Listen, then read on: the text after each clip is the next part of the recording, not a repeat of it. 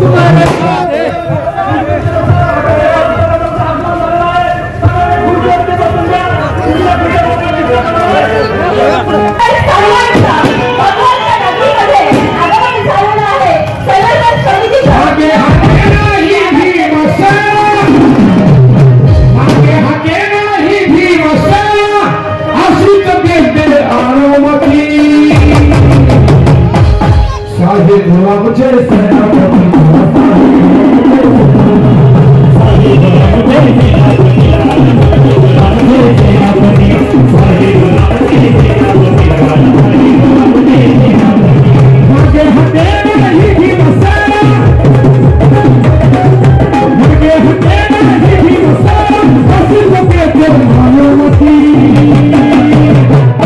मुझे सेनापती साहेब हात वरती करून सांगायचं साहेबांच्या जोर असलं पाहिजे चला साहेब आमचे सेनापती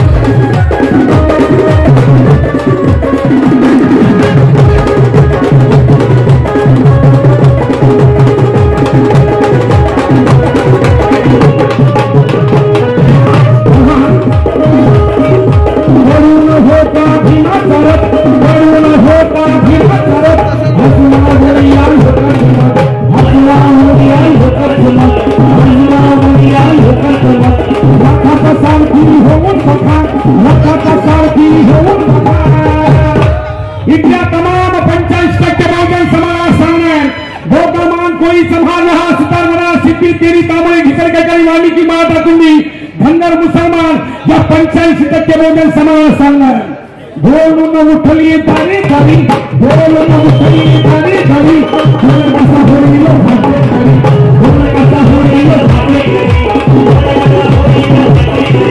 बसलाय भीमाचा गाडी वरी बसलाय भीमाचा गाडी वरी भीमाचा नातू भीमा करी भीमाचा नातू भीमा करी भीमाचा नातू भीमा करी लगाना झाले साहेबा पुढे येऊन नमती सभापती साहेब आमचे सेनापती धासाहेब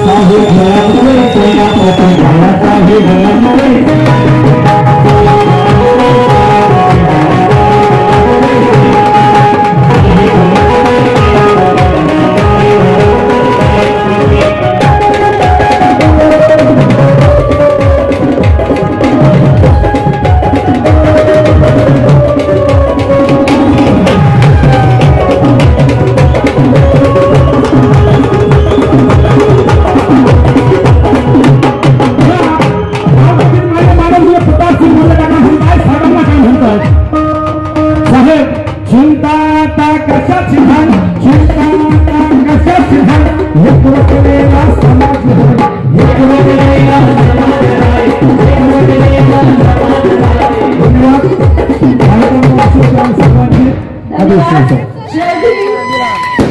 उस्मानाबाद लोकसभा मतदारसंघ वंचित बहुजन आघाडीचे उमेदवार सन्माननीय बाळासाहेब आंबेडकर यांच्या प्रचारार्थ आज डॉक्टर बाबासाहेब आंबेडकर यांचे नातू श्रद्धेय प्रकाशजी आंबेडकरांचं आगमन भगवंतनगरी झाले संयोजन समितीच्या वतीनं मी ऐकत आपल्याला मनापासून स्वागत करते आणि संयोजन समितीला बाळासाहेब आंबेडकरांना विनंती करते की आपण सर्वांचा सन्मान करावा.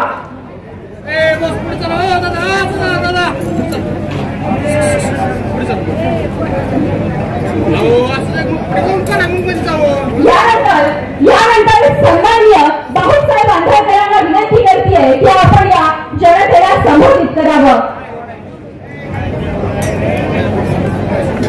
सर्वांना माझा मानाचा जय महाराष्ट्र जय जय.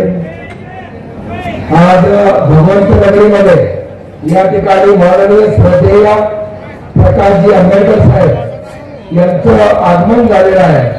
त्यांचं मी भगवंतनगरीतर्फे हार्दिक हार्दिक स्वागत करतो, अभिनंदन करतो.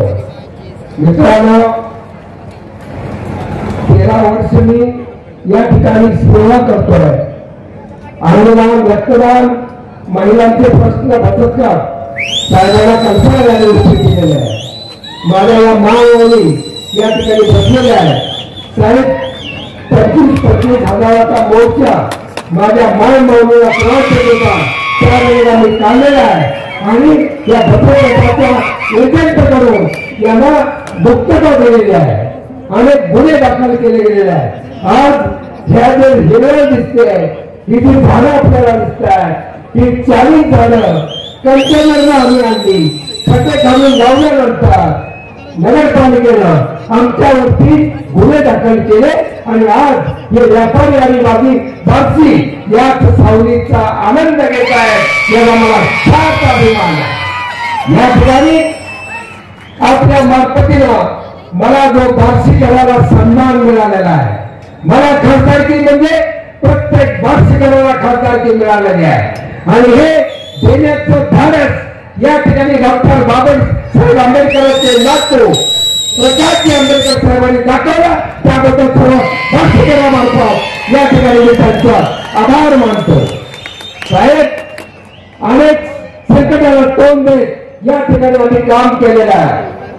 7 वर्ष झाला या ठिकाणी 2 वेळेचं अन्न क्षेत्रालय मोफत या ठिकाणी चालू आहे का नाही? चालू आहे का? या ठिकाणी महिलांचे बचत गट यांना त्रास दिलेल्या एजंटला धडा शिकवायचं काम या तुमच्या सेवकांना या तुमच्या भावांना केलंय का नाही? या ठिकाणी तुमच्यावरती अन्याय अत्याचार होत होता, कोरोनाचं संकट होता, ऍडमिट पेशंट करून देत नव्हते, पेशंटला या ठिकाणी पैसा आर्थिक परिस्थिती बिघडत होती. पुढे या ठिकाणी अनेक योजना आपल्या शासकीय योजना हॉस्पिटल त्या ठिकाणी लागू करत नव्हता. त्याबद्दल अनेक आंदोलने या ठिकाणी केली. पावसाचा पूर आला, पुरामुळे अनेकांना संकटाला तोंड द्यावा लागला. या ठिकाणी चालत असलेल्या बाकीचं मला स्थानिक बोलायचं नाही. आज का स्थानिक बोलायचंय? कारण मी राजाभाऊ राऊतांच्या विरोधात उभा नाही. का बोलायचं नाही? मला स्वप्नाच्या विरोध मी उभा नाही, मी मारवाड्याचा विरोध नाही आहे. मग विरोध कसला आहे? फक्त अंधारकांना मत दिलं पाहिजे. तर या ठिकाणी याचा पुढे बटन दाबून या ठिकाणी आपला आशीर्वाद या ठिकाणी दिला पाहिजे. माननीय आंबेडकर साहेबांनी ही सुवर्ण संधी एका माजी पोलीस अधिकाऱ्याला दिली. साहेब या ठिकाणी 48,000चं संघटन रिटायरचं आमच्या या महाराष्ट्रामध्ये आहे.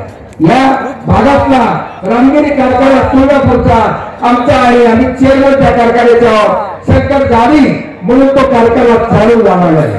आमच्या वैरागच्या कारखाने आमच्या वैराग भागामध्ये वैराग तालुका निर्मिती हा प्रश्न प्रलंबित आहे. या ठिकाणी सध्या साखर कारखाना हा आमचा त्या ठिकाणी बंद आहे. अनेक संकट आमच्यावरती येत आहे. बार्शी शहर आणि तालुका या ठिकाणी आंबेडकरी जनता आमच्या संपूर्ण ताकदीनिशी या ठिकाणी पाठीशी आपल्या सेवेमध्ये या ठिकाणी येणार आहे। वास्तविक पाहता अनेक संकट थोडके आम्हाला किती अवधी मिळाला, आज आमदार व्हायला आम्ही निघालो। उदाहरण सांगतो मी, फौजदार व्हायला निघालो, साहेबांनी मला IPS करून टाकला, अशा अवस्था माझी या ठिकाणी झालेली आहे। आज स्वप्न तालुक्यात बघत होतो, 6-11 तालुक्यात या ठिकाणी मला काम करण्याची संधी आणि परिवर्तन होणार एक प्रस्थापित आहे। तोच दीर काय भाऊजाई काय कोणाला बंद केलं तरी त्या घरात जाणार आहे। आमचं काय सतरंजा उचलायचं का, काय करायचं आम्ही यांचा भ्रष्टाचार बदल बसायचा का? प्रस्तावाच्या विरोधामध्ये या ठिकाणी वातावरण पेटून उठलेलं आहे। ओमराजे करतात, परंतु यांचे जे आपले उद्धव ठाकरे साहेब आहेत, साहेबांनी आमच्या सांगितलं होतं उद्धव ठाकरे साहेब युती करायची आपल्याला, तर या ठिकाणी तुम्ही लेखी बॉन्डवरती द्या की इलेक्शन झाल्यानंतर ज्या मतदारांनी तुम्हाला निवडून दिलेला आहे त्या मतदानाचा तुम्ही विश्वासघात करणार नाही, तुम्ही भारतीय जनता पक्षाबरोबर जाणार नाही, हे लिहून द्या असं उद्धव ठाकरेंना म्हटलं। साहेबांनी लिहून दिला नाही, तसं लिहून देत असतात का म्हटले, याचा अर्थ इलेक्शन झालं की ओमराजे पहिल्या गाडीला भारतीय जनता पक्षामध्ये जा, पहिली गाडी। आणि त्या ठिकाणी उद्धव ठाकरे साहेबांना या ठिकाणी मुंबईवरती त्यांचा डोळा आहे, त्यांच्या मागे इन्क्वायरी लागलेल्या आहे, त्यांच्या मुलाच्या बाबतीत काही प्रकरण चालू आहे। त्यामुळे मी 13 वर्ष साहेब या ठिकाणी कष्ट केलं, काम केलं। या ठिकाणी CBI आम्हाला सत्तेत आम्हाला आली, कुणी साथ आम्हाला दिली नाही, परंतु 13 वर्षात जो न्याय मिळाला नाही तो माझ्या साहेबांनी 13 तासामध्ये मला दिला। 13 तासामध्ये या ठिकाणी मला उमेदवारी जाहीर केली। मोठ्या काळाला काय म्हणतात त्याला धक्का बसला, मोठ्या पायाखाली वाळू सरकली। त्या ठिकाणी आमचे जाधवांना असतील, प्रवीण असतील, निता निरंजी असतील, आमचे जगात साहेब असतील, सर्व मंडळी एका भिलाना बार्शी शहर तालुक्यामध्ये प्रचंड मला तुम्ही 2 लाखाच्या पुढे बार्शीला मतदान केला, तुमचा बार्शीचा खासदार झाला, बाकी त्याच्यात काही लागत नाही। 5.5 लाख लिंगायत वोटर आहे, वाणी वोटर आहे। त्या ठिकाणी आमचा पोलीस बांधव 1.5 लाखाच्या पुढे आहे, माझा पोलीस बांधव 33,000 संघटनांमध्ये आहे आमच्या सगळ्या तालुक्यामध्ये। त्याची मुलं बाळा लेकरं काय या ठिकाणी साहेब, भविष्यामध्ये आपण तिसरा पर्याय बहुजन वंचित आघाडी हा महाराष्ट्र आणि देशाला साहेबाच्या रूपाने तिसरा पर्याय मिळणार आहे। कारण या ठिकाणी पुढे बहुजन वंचित आघाडी, वंचित बहुजन आघाडी जी आहे, तर वंचित बहुजन आघाडी म्हणजे मराठा समाजातला वंचित, वाड्यातला वंचित, लवाड, चांभार, कुंभार सगळ्यातले वंचित या ठिकाणी साहेबांनी एकत्र केले आणि याची मूठ बांधलेली आहे।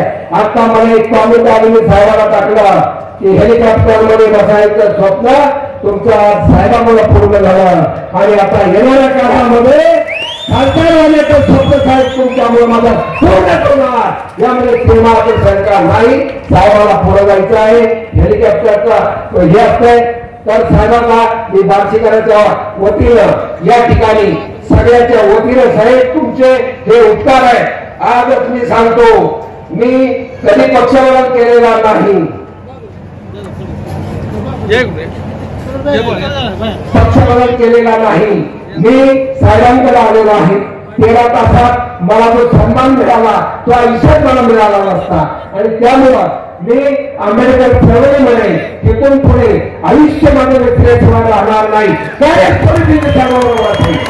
कुठेही जाणार नाही। साहेबांना काय म्हणतात, लोकांना परसाचा प्रश्न झालेला आहे, त्यामुळे माझं आयुष्याचं सोडून झालेलं आहे। आणि या राज्यामध्ये साहेबांनी, आंबेडकर साहेबांनी वंचित बहुजन आघाडीच्या माध्यमातून माझ्या लिंगायत बांधवांना या ठिकाणी विनंती आहे, साहेबांनी 5 ठिकाणी लिंगायत उमेदवार दिलेला आहे, त्या ठिकाणी मारवाडी समाजाचा उमेदवार दिला आहे, मराठा उमेदवार दिला आहे। या ठिकाणी या आघाडी मार्फत जातीपातीचं राजकारण माझ्या साहेबांनी केलेलं नाही आहे आणि डायरेक्ट डॉक्टर बाबासाहेब आंबेडकरांचे महाराजांच्या चरणी नतमस्तक होतो।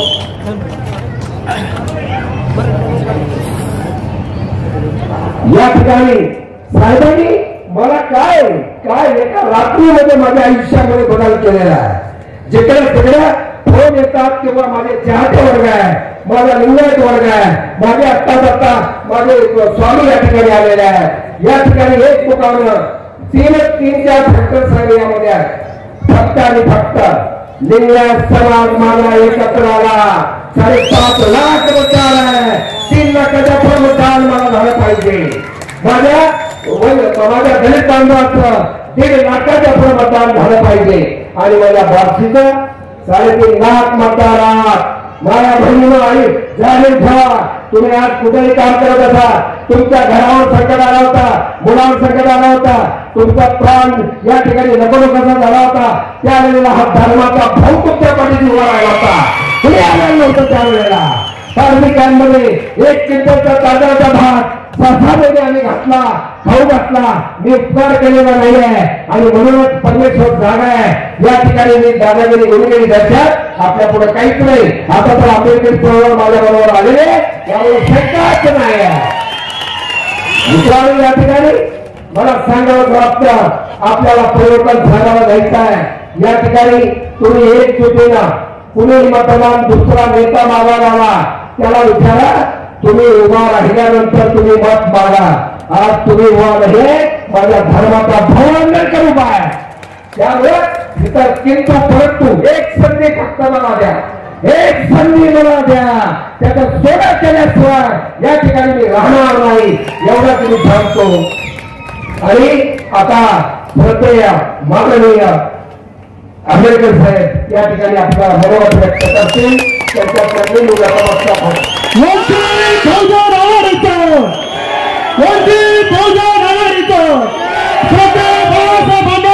तुम आगे बढ़ो, हम तुम्हारे साथ हैं, तुम आगे बढ़ो, हम तुम्हारे साथ हैं।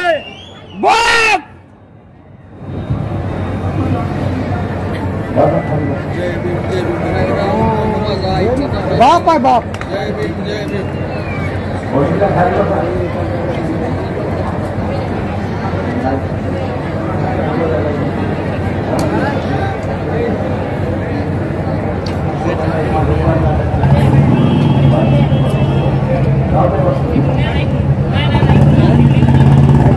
बाबासाहेब आंबेडकर यांच्या प्रचाराला मी आपल्या समोर या ठिकाणी उभा आहे। आपण असं येणारी 5 वर्ष की कोणाच्या हातामध्ये देणार हा त्याच्यातला महत्वाचा भाग आहे। मागच्या 5 वर्षाचा इतिहास घेणं हा सुद्धा अत्यंत महत्वाचा आहे। मागच्या 5 वर्षाचा इतिहास आपण असा पाहिला, या देशातला असताना मी म्हणेन की अत्यंत काळकूट काळ असं त्याचं वर्णन मी करणार। मी गेल्या 80 पासून ते 24 पर्यंत इंदिरा गांधी पासून ते असणारं नरेंद्र मोदी पर्यंत हे सगळे पंतप्रधान बनले।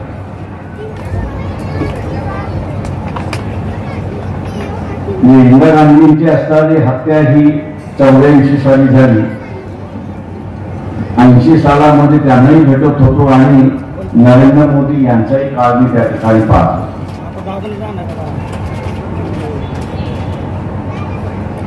या सगळ्या ह्याच्यामध्ये पंतप्रधानाचं कार्यालय जे आहे ते पंतप्रधानाचं कार्यालय नेहमी असणारं मानवतेचं कार्यालय, लोकांना न्याय देणारं कार्यालय, कोणाला भीती न देणारं कार्यालय आणि भीतीमुक्त करणारं कार्यालय अशा रीतीचा कारभार मी गेली 40 वर्ष त्या ठिकाणी बघत आलो। पण मागच्या 10 वर्षाच्या इतिहासामध्ये हा कार्यकाळ मानवतेचा कार्यकाळ राहिला नाही, लोकांना जोडून ठेवण्याचा कार्यकाळ लागणार नाही। तर जशी कोंबड्यांची झुंज लावतात, कोंबड्यांचा झुंज लावतात, तशा रीतीने हा कालखंड झुंज लावणारा कार्यकाळ होता असं मी त्या ठिकाणी मानतो. हिंदू मुसलमानांना लढवलं, अनेक मुसलमानांची असारी कत्तल करण्यात आली, टीव्ही त्याचं व्हिडिओ करण्यात आलं, दाखवण्यात आले, दहशत निर्माण करण्यात आलं. हिंदू मुसलमानाचा असणारा एक दहशतवाद आपल्याला दिसला. दुसरा दहशतवाद इथे असताना मराठा ओबीसी आरक्षणावरून आपल्याला दिसला. मराठा आरक्षण आणि ओबीसी आरक्षण दोघांना भिडवण्याचा भाग त्या ठिकाणी दिसला. वंचित बहुजन आघाडीने भूमिका शांततेची घेतली आणि महाराष्ट्रामध्ये देशामध्ये शांतता निर्माण झाली अशी परिस्थिती आहे. आपण आदिवासी भागामध्ये गेलो तर आदिवासींना सुद्धा लढवण्याचा भाग झाला. मध्ये नॉर्थ ईस्ट असेल, आसाम आणि मणिपूर इथल्या असणाऱ्या ज्या ट्राईब्स आहेत त्यांच्या असणाऱ्या दंगली आपण असणाऱ्या बघितल्या. 80 दिवस भारतातल्या जनतेला माहीत नव्हतं की तिथे युद्ध चाललंय, दोन जमातीमधलं असणारं युद्ध चाललंय याची माहिती सुद्धा नव्हती. परदेशातून माहिती जेव्हा यायला लागली तेव्हा हळूहळू इथलं सरकार बोलायला लागला अशी परिस्थिती. याने कुठली एक संस्था ठेवली नाही. सुप्रीम कोर्ट घ्या, रिटायर झालेले जज म्हणायला लागलेले आहेत की शासनाचा आमच्यावरती असणारा दबाव, शासनाचा आमच्यावरती असणारा दबाव आहे. मानवतेचं कार्यालय राहिलंच नाही, दबावाचं कार्यालय राहिलं अशी परिस्थिती आहे. इथे एकही असं वर्ग नाही की ज्याला आपल्याला म्हणता येईल की शांततेने तो असं म्हणेल की मी इथे सुखाने समाधान. कोविड नंतर आपण बघत असाल की दिल्लीमध्ये शेतकऱ्यांचं मोठं आंदोलन झालं. त्यांची मागणी काय होती की तुम्ही दर जून मध्ये हमी भाव जाहीर करताय. चांगली गोष्ट, हमी भाव जाहीर होतो, पण त्या हमी भाव शेतकऱ्याला मिळत नाही आणि मग शेतकरी लाखच्या संख्येने दिल्लीमध्ये येऊन बसला, उन्हाळ्यात बसला, पावसाळ्यात बसला, थंडीमध्ये बसला आणि गर्मीमध्ये सुद्धा बसला अशी परिस्थिती. तो काय म्हणत होता की तुम्ही हमी भाव तर देतच आहे, फक्त कायदा करा, त्याला कायद्याचा आधार द्या. आणि कायद्याचा आधार दिला तर व्यापारी त्या हमी भावाच्या खाली विकणार नाही आणि आमची दुर्दशा होणार नाही ही तो मागणी मागत. वर्षभर झालं तो आंदोलन करतो, पण पंतप्रधानाला असं वाटलं नाही की आपण त्यांच्या बरोबर जाऊन बसावं. 44 डिग्री टेम्परेचर आहे त्याच्यात तो बसलेला आहे, -2 डिग्री टेम्परेचर आहे दिल्लीचं त्याच्यात तो बसलेला आहे. पण या पंतप्रधानाला पांजर फुटला नाही की आपण त्यांच्या बरोबर बसावं. बाबा मी असताना घेतलेला निर्णयाचा पुनर्विचार करतो, मला वेळ द्या, ही सुद्धा म्हणाली ताकद ह्या पंतप्रधानाला.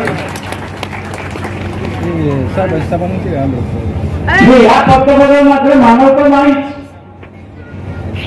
कोणता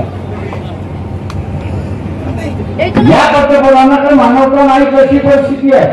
तुम्ही आंदोलन करा, काही करा, मी सांगेन हेच, त्याच्या पलीकडे काही. हे हुकुमशाह.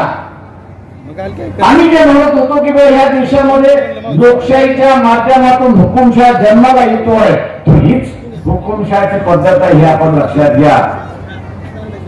तुम्हाला तुमचं स्वातंत्र्य अबाधित ठेवायचं आहे का?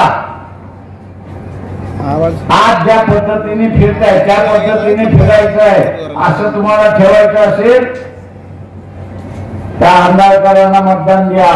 तुम्हाला कैदी व्हायचं असेल आणि स्वतःचं स्वातंत्र्य गमवायचं असेल, तर खुशाल बीजेपीला मतदान द्या हे मी आपल्याला असताना सांगतोय. मध्यंतरी आपण बघत असाल सण आले, सणाच्या वेळेस आपण बघत असाल की याच्या अगोदर कुठल्या सरकारने महिलांनी कुठल्या साड्या नेसाव्या ही कधी सोडलं.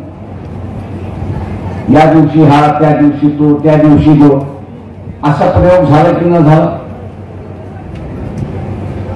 प्रयोग झाला की न झाला? तुम्ही लाजताय का? मी एकतर्फी भाषण नुसतं करत असतो, मी डायलॉग करत असतो. हा प्रयोग झाला की न झाला? झाला ना. याला इंग्रजीमध्ये एक शब्द आहे, मराठी त्याला नाही आहे. इंग्रजीमध्ये एक शब्द आहे, तो म्हणजे तुमच्या मेंदूचा ताबा घेणं, कंट्रोल ऑफ माइंड. तुमच्या मेंदूचा ताबा घेणं. त्यांनी सणामार्फत तुमच्या मेंदूवरती ताबा घेता येऊ शकतो का? तो ताबा घेतला. सण याच्या अगोदरही झाले. सण सगळेजण साजरे करण्यात आले, पण अमुक कलरची साडी, अमुक कलरचं शर्ट, अमुक कलरची पॅन्ट असं घाला असं कुठल्याच सरकारने केलं. पण या सरकारने ते प्रयोग केले. या सरकारने प्रयोग केले याचं कारण की तुमच्या मेंदूवरचा ताबा, तुम्ही ज्या पद्धतीने विचार करताय त्या विचार करण्याच्या पद्धतीवरती कब्जा हा मिळवता येऊ शकतो का? आणि तो काही लोकांनी मान्य केला आणि त्यांच्या लक्षात आलं की आपल्याला मिळवतंय. मी असं विचारतो की लोकांच्या मेंदूवरचा ताबा घेण्याचं कारण काय? सरकारचं लोकांच्या मेंदूवरचा ताबा घेण्याचं कारण काय? ताबा केव्हा घेतला जातो की ज्यावेळेस त्या माणसाला गुलाम करायचं असतं त्यावेळेस त्याचा ताबा घेतला जातो. आज तुम्हाला गुलाम करायचा आहे, इथे लोकशाही संपवायची आहे, हुकुमशाही आणायची आहे. आणि ती आणायची असेल तर पहिल्यांदा तुमचा ताबा, तुमचा मेंदू आमच्या ताब्यात आहे का हे तपासण्याचं कामकाज या ठिकाणी चाललंय. आणि जे मेंदू तपासण्याचं कामकाज करतात त्या सगळ्यांना पहिल्यांदा आपण लक्षात घेतलं पाहिजे, सत्तेवरनं किकआउट केलं पाहिजे.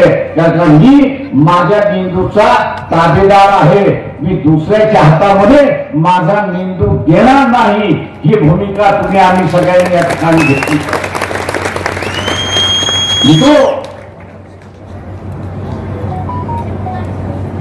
कोविड मध्ये टाळ्या वाजवायला लावल्या की नाही?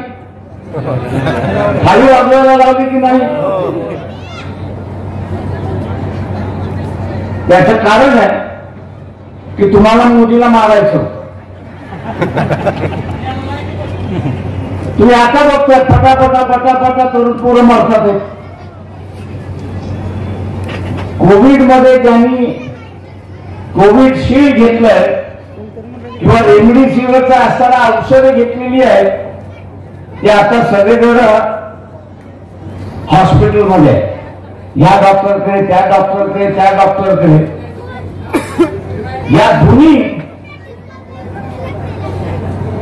या दोन्ही औषधाच्या संदर्भात WHO म्हणजे जागतिक आरोग्य संघटन जे आहे की ज्यांच्या परवानगीशिवाय कुठलाही औषध कुठलाही देश निर्माण करू शकत नाही अशी असणारी ही संघटना आहे.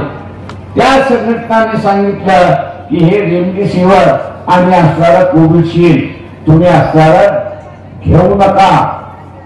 जगभर त्यांनी काढलं, जगभर चाललं नाही, पण भारतामध्ये ते चाललं. भारतामध्ये का चाललं? कारण रेमडेसिवीरच्या कंपनीचा मालक तुम्हाला माहित आहे का कोण आहे?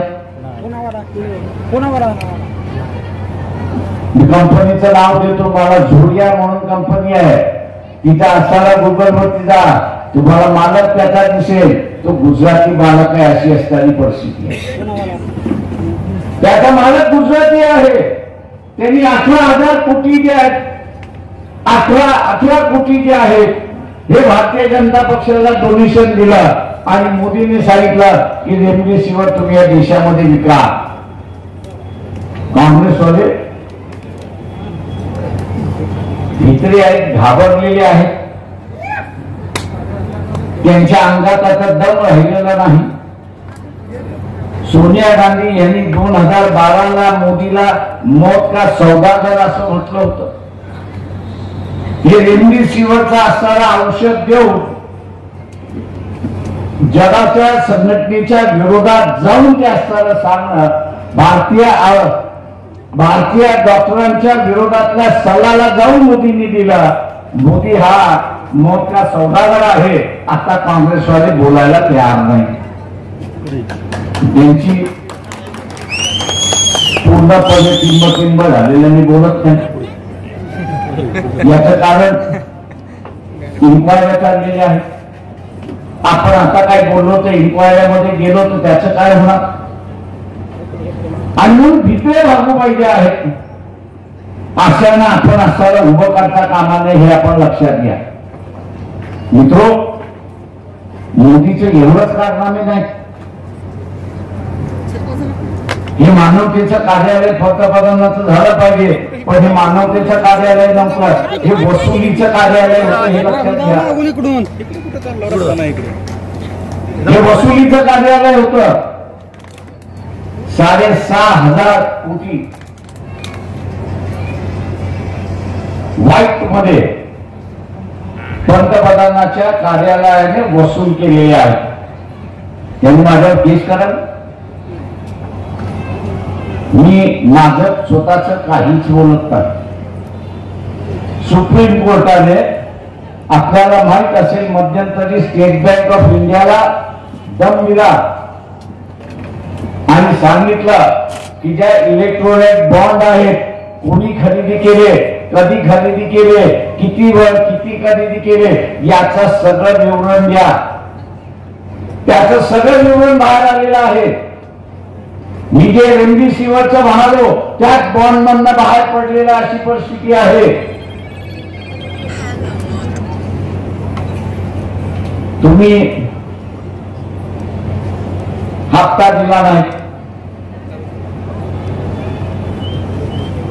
तुम्ही हप्ता दिला नाही तरी मोदींची ईडी येत होती, इन्कम टॅक्स येत होत, सगळ्याच गोष्टी येत होत्या. आणि दिलं नाही तर तुम्हाला असायला धाड होती, रेड होती, जेलमध्ये होतात अशी असणारी परिस्थिती. म्हणजे इथे पंतप्रधानाचं कार्यालय हे वसुलीचं कार्यालय मी असं त्या ठिकाणी एक अत्यंत महत्वाची बातमी द्या. अत्यंत महत्वाची माहिती जी आहे या सरकारने दडवली आणि काँग्रेसवाले त्याच्यावरती गप्प आहे. राज्यसभेमध्ये एका प्रश्नाला उत्तर दिलेला की 2014 हे उत्तर येईपर्यंत एकंदरीत 17 लाख कुटुंब यांनी भारताचं नागरिकत्व सोडलं आणि परदेशी. हे जे 17 लाख कुटुंब होती यांची प्रत्येकाची मालमत्ता कमीत कमी 50 कोटी, कमीत कमी 50 कोटी. ते आकडे माझे नाही, राज्यसभेच्या असणाऱ्या ह्याच्यावरती तुम्ही गेलात तर तुम्हाला हे आकडेवारी मिळतील. त्याच्यापैकी काही जण होती त्यांना असं विचारलं तुम्ही का गेलात तर ते असं म्हणत होते की आम्ही ही जी 50 कोटीची ऐपत कमवलेली आहे ही आमच्या असणाऱ्या बापदाद्याने घाम गाळून मेहनत करून लोकांचा विश्वास संपादन केला आणि त्या विश्वासावरती आज आमची ही पुंजी टिकलेली अशी परिस्थिती आहे. ही आमची पुंजी टिकलेली आहे.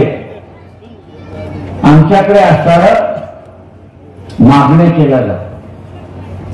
या मागण्या आम्हाला देता येत नाही, पूर्ण करता येत नाही, म्हणून आम्हाला धमकवल्या जात आहे.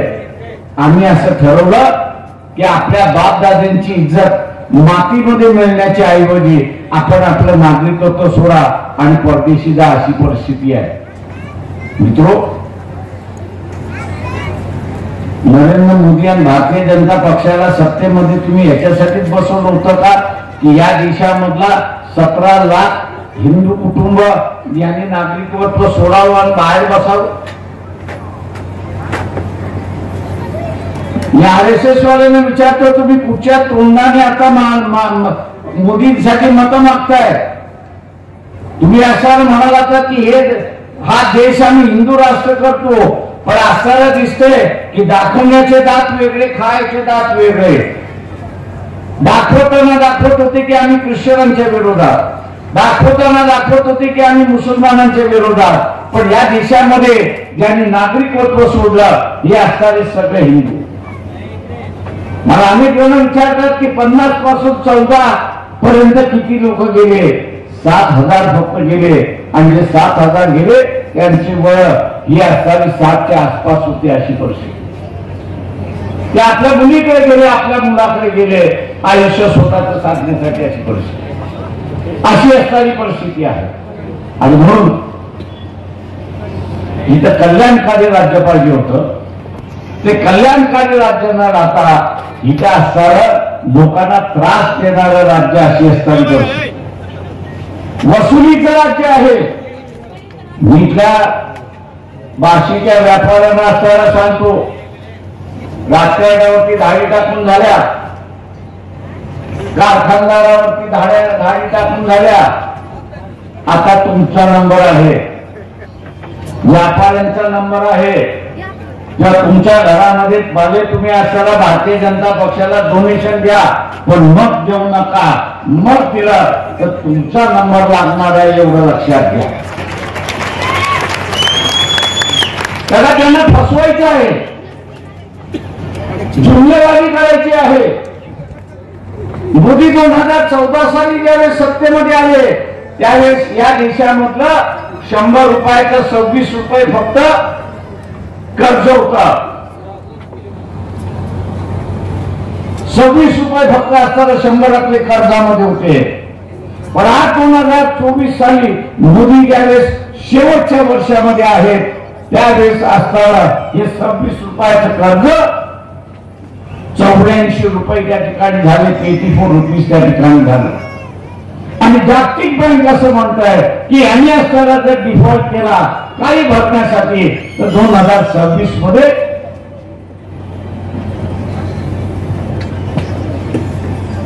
96 रुपये होतील अशी असणारी परिस्थिती. मी म्हणत असतो घर चालवणं आणि देश चालवणं याच्यामधला असणारा काही फरक नाही. देश चालवणं आणि घर चालवणं याच्यामधला असणारा फरक नाही.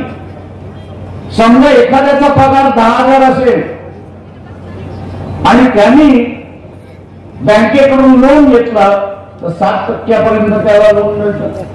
म्हणजे 6,000चं त्याला कर्ज मिळालं. ते 6,000वरती त्याचा हप्ता जातो, 4,000 त्याला खर्चाला राहतात. आनंदाने तो खर्च करू शकतो, पण ते हप्ते दिले नाही. आणि 6,000चा हप्ता 8,000वरती गेला तर 2,000मध्ये तो असणारा खर्च घर चालवू शकतो का? तशाच रीतीने मोदीने 100 रुपयातले 26 रुपयाचे कर्ज जे आहे ते आता 96 रुपयावरती घेऊन गेलेले. 4 रुपयावरती देश चालू शकतो का हे मला सांगा. म्हणून मोदी आता काय करतोय? तुमच्या गावामध्ये दारुडे आहे का? आहे ना. त्या दारुड्याची नोकरी गेली तर तो काय करतो? काय करतो? काय करतो?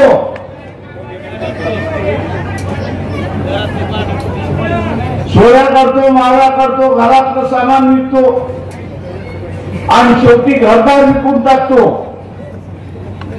मोदी आता सांगतोय की न सांगतोय मी एअर इंडिया विकली, आता मला सगळ्या तेल कंपन्या विकायच्या आहेत. सांगतोय की न सांगतोय? नवरत्न कंपन्या आहेत त्या मला विकायच्या आहेत. त्या दारुड्याची वृत्ती आणि मोदीची वृत्ती सारखी आहे की नाही मला सांगा. आपण असणाऱ्या आपल्या पूर्वजांची सोनं नाणं जमीन जुमला हे विकतो का नाही विकत. तर ते आर्थिक आणि भावनिक शाश्वत आहे. भावनिक शाश्वत यासाठी की माझ्या वाडवडिलांचं आहे आणि आर्थिक शाश्वत म्हणजे उद्या माझ्यावरती काही संकट आलं तर हे मी वापरू शकतो. जी घरातली मी जेव्हा अवस्था म्हटलं तीच देशाची असणारी अवस्था. हे जे नवरत्न कंपन्या आहेत या नवरत्न कंपन्या ज्या आहेत या नवरत्न कंपन्या या देशाचं आत्मा हे असं मी त्या ठिकाणी म्हणतो. या नवरत्न कंपन्या ज्या आहेत या आत्मा आहेत हे आपण सर्व लक्षात घ्या. हा आत्मा शरीरातून काढला तर शरीर जिवंत राहतं का. तशा रीतीने उद्या या सगळ्या कंपन्या 5 वर्षांमध्ये मोदीने विकल्या तर सावकार काय करतो. आपल्याला जर त्याचा हप्ता देता आला नाही तर सावकार काय करतो. सगळं घेऊन घेतो ना आणि आपण कंगाल होतो. पुढची 5 वर्ष आपण मोदीला दिली तर या देशाला तो कंगाल केल्याशिवाय राहणार नाही. आणि म्हणून माझं आपलं सगळ्यांना आव्हान आहे की वंचित बहुजन आघाडीचे असणारे बाळासाहेब आंबेडकर हे असणारे उमेदवार आहेत यांची निशाणी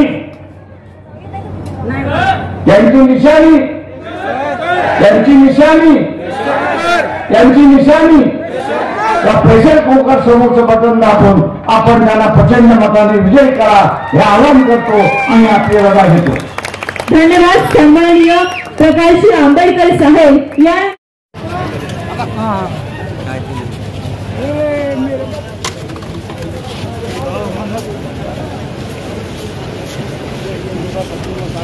आम्ही बसतो.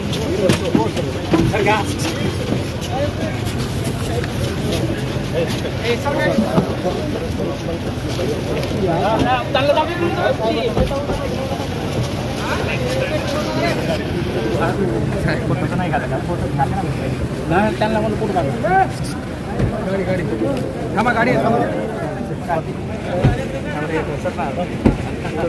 होय होय होय.